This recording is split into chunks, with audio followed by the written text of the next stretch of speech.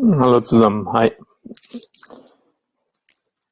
Yeah, pünktlich 18 Uhr, at least in Berlin. Hope you had a lovely day. Just see Osnabrück, that's lovely. That's where I come from, more or less.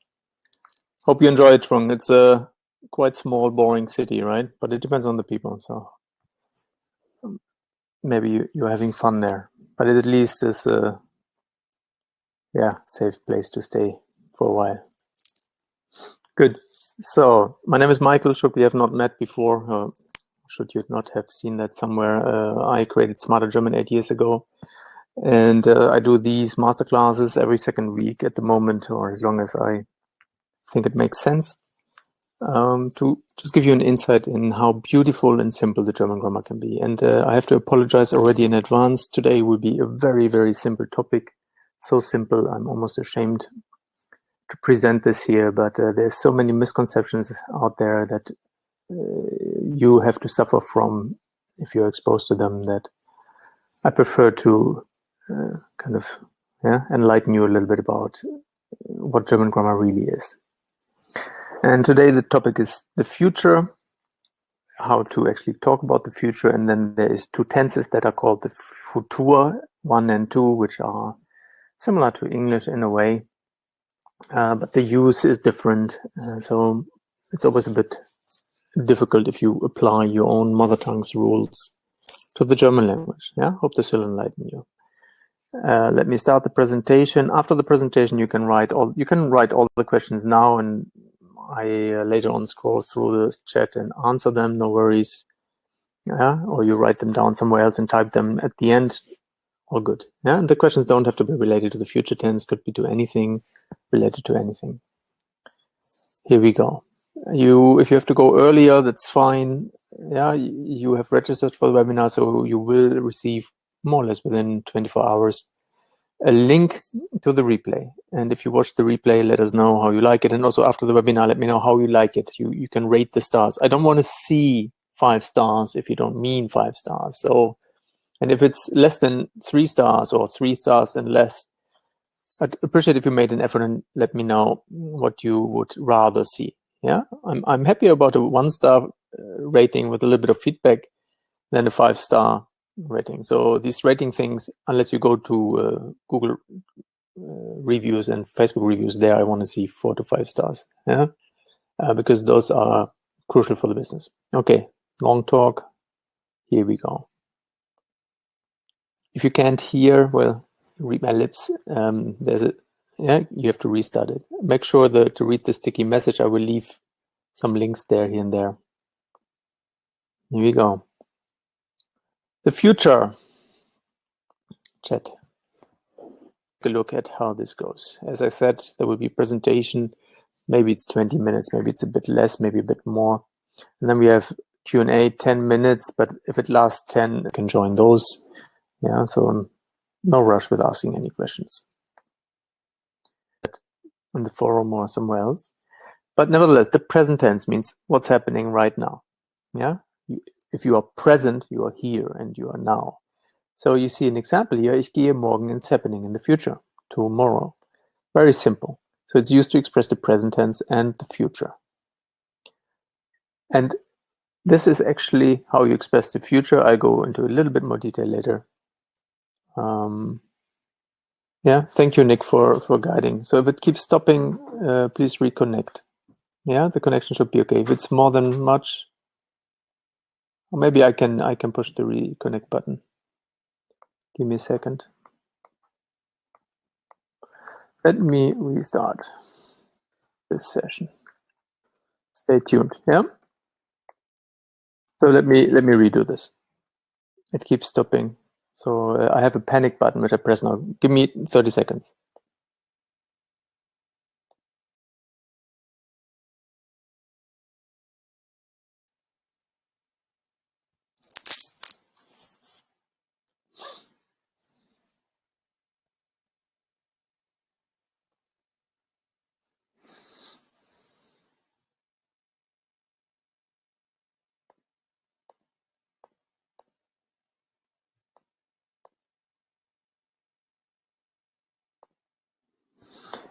Welcome back. Hope you can all see and hear me again.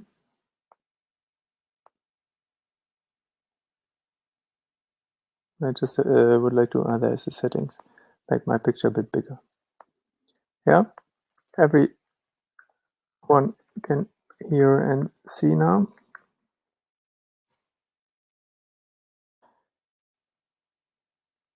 Okay, so see panic button, right? I can press that. There's possibly a server issue or something.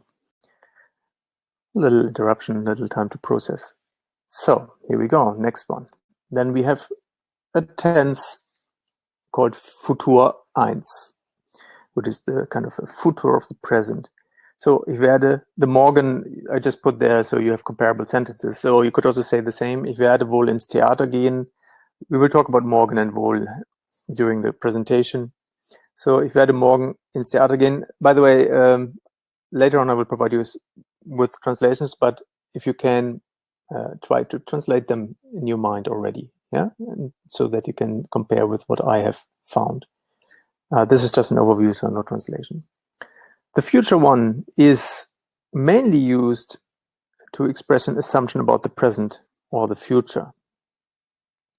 It is almost never used for the future. That's the irony here. But I will also show you when it's used for the future or how. It's pretty simple. Future 2, and now I'm in the way. I'm happy to move myself away. Now the future 2, and you see here I've highlighted something in big bold letters, gegangen sein. Ich bin gegangen, you might have heard if you have had a little bit of German training. That's the perfect past tense, but in combination with the word werde, it turns into the past of the future. Beautiful concept. Yeah, and this also, well, like the past tense, the perfect tense, it comes in two variants, once with sein and once with haben. And this is also used to express assumptions about the past or even the present tense or the future, if you so like. Yeah, I have to update that. So let's take a look at each of these categories. Normal use. What does it mean? So the present tense. So the present tense is normally used for something to do right now. And to stress that you are doing something right now, I have added the word gerade. And if you listen to how I say it, gerade, you don't hear gerade. It's possibly a dialect if someone actually says that, but it is gerade. Ich gehe gerade ins Theater. I'm going to usually need in German to express the present tense. I just put that here to illustrate the momentary meaning of this all. Then we have a future use. Ich gehe morgen ins Theater. While if the context is clear, you could leave away such clues as morgen. It always makes it very clear if you add such markers. I'll talk about the markers in a minute. Ich gehe morgen ins Theater. And morgen even resembles the English word tomorrow. It froze again. More people having this problem?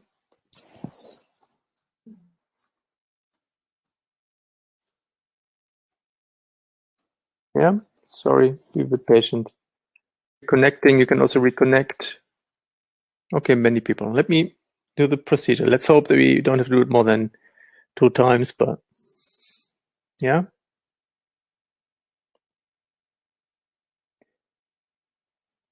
So I do it one more time, but afterwards maybe you can do reconnection, but then you might miss things. So let me squeeze something out of, yeah, we get there. Okay, one last time I reconnect. 15 seconds.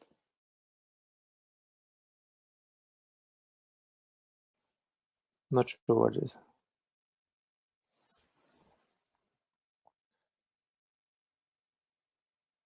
Mit deiner Schwester telefonieren? Es gibt nicht so viele Evas, die...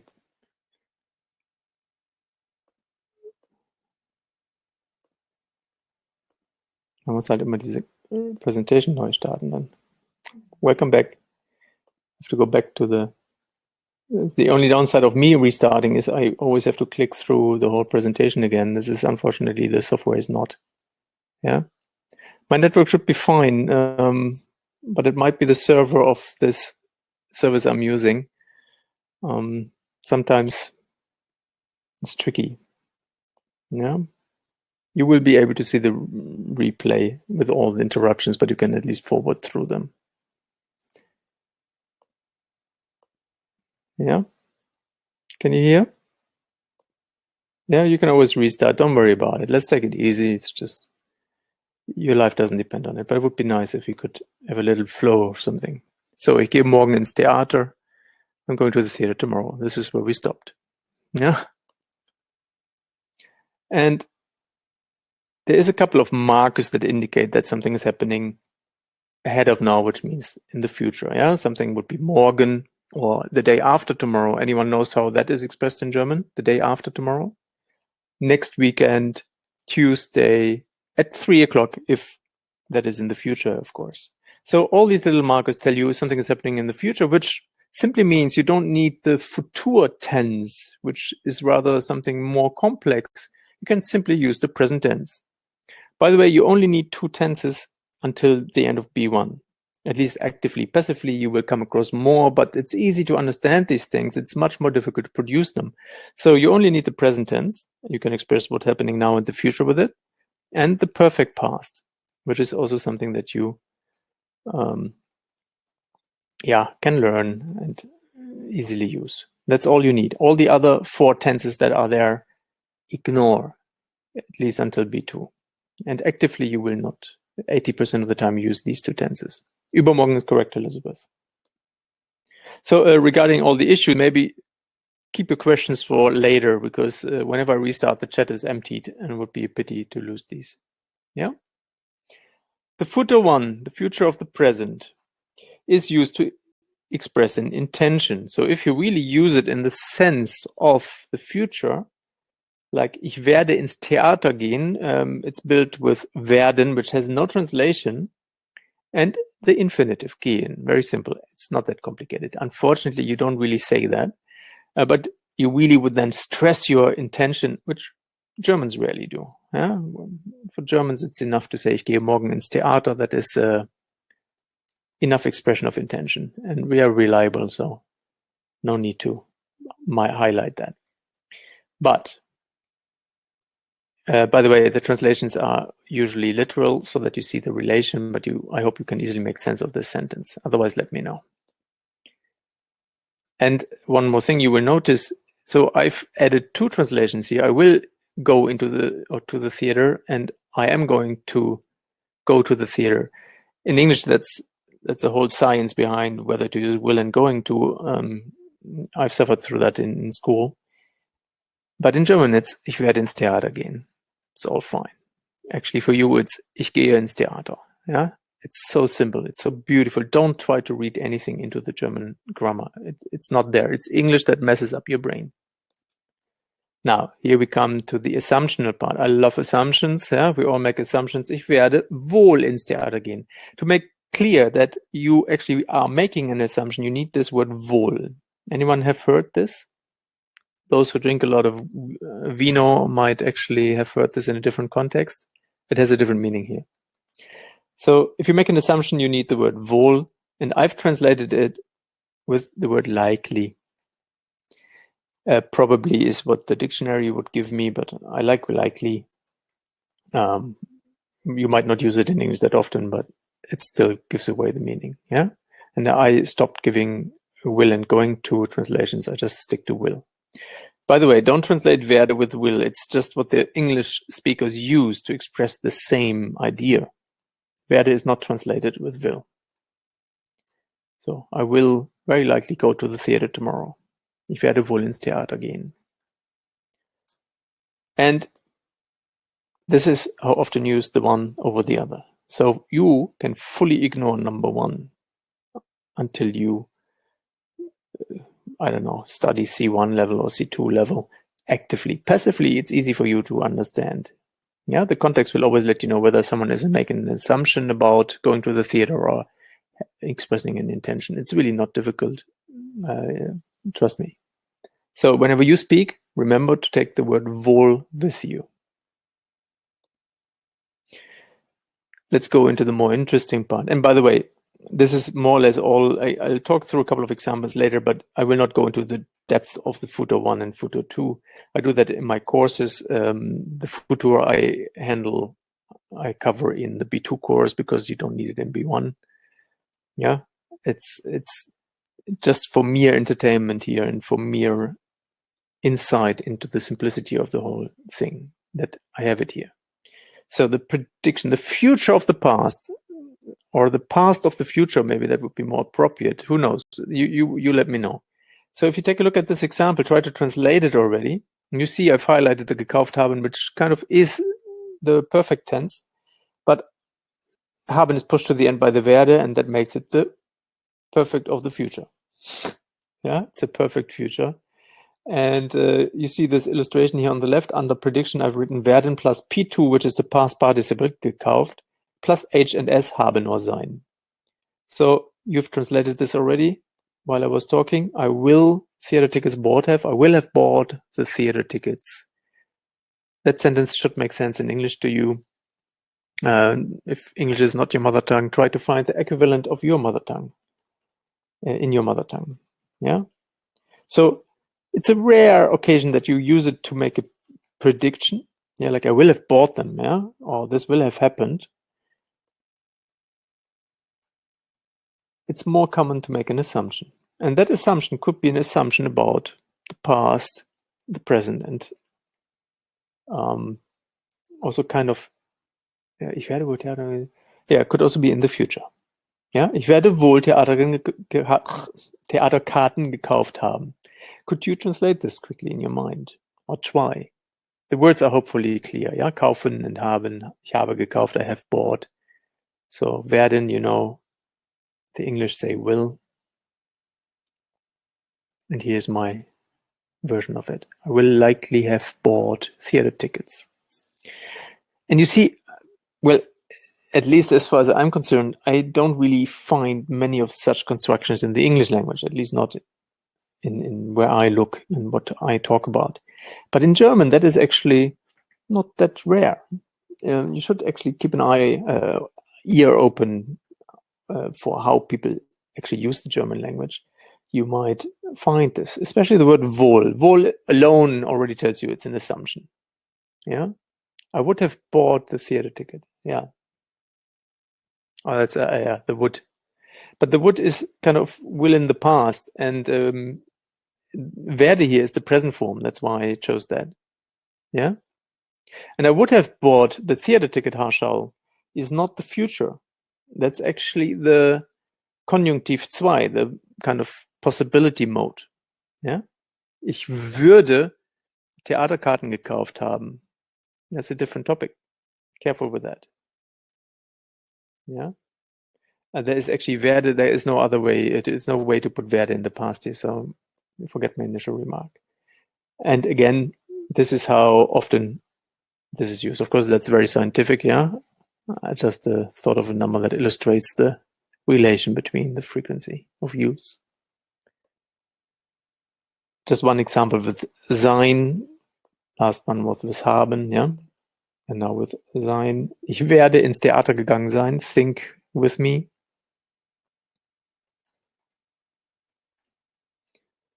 Imagine elevator music or some music of a game show. Of course, the literal translation makes no sense. I would translate this as I will have gone to the theater.